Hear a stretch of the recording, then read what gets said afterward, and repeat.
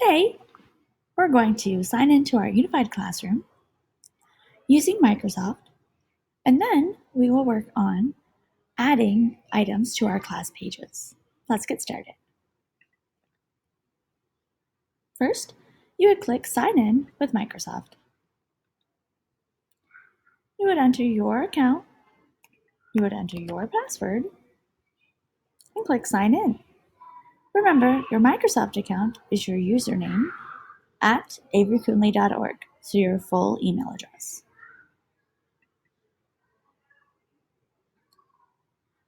Because this is not your computer, I'm going to click No, but you can stay signed in on your computer.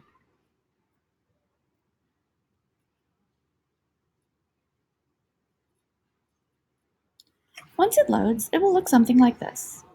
It will have your menu on the left-hand side, and we're going to choose Class Pages.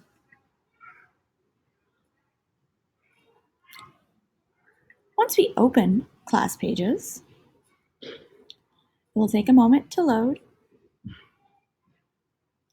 and we can add a content block. Within the content blocks, there are different choices and options. You can use the file you've already built and simply add a link for parents or families to download your file. Or you have another option where you can upload it as an image. You would need to export your Word document or your PDF and make it an image in a JPEG file. And I will show you how to upload the file or an image in this video. So let's start with a file. So you can click Files. It will ask you to name it. And we'll click Next. Then it will ask you to find your file. It should be on your drives where you've saved it. I've saved it to my desktop, so I have October 18th, 2019 as a PDF. I'm going to click Open. Then I will click Attach. It will attach the file. You can add a description if you would like. You can see the file name down here, and you can click Save. And you can see that it's listed here.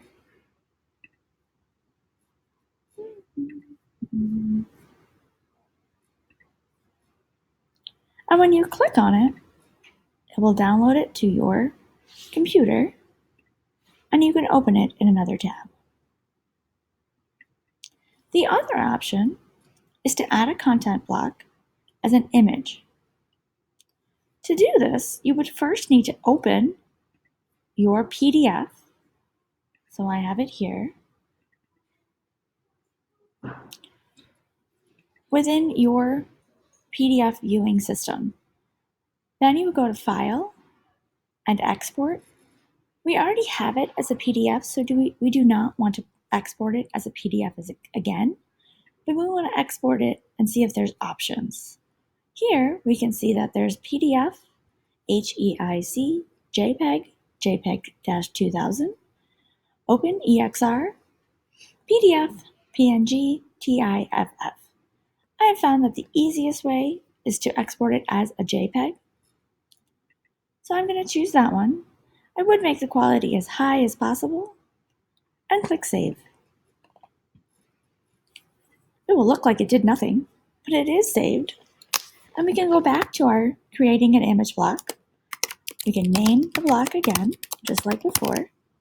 It does give you some options, but we're going to click Next because it will come back to those display options.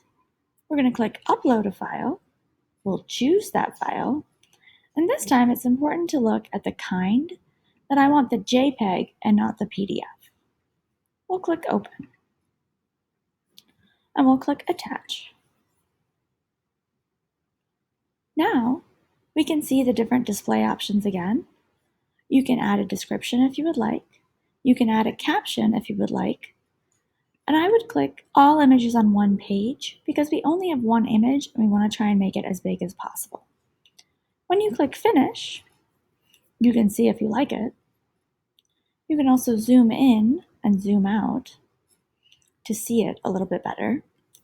When you are completely finished, whether you decide to use a PDF as a link to download or as an image to see on the screen, be sure that you press Publish.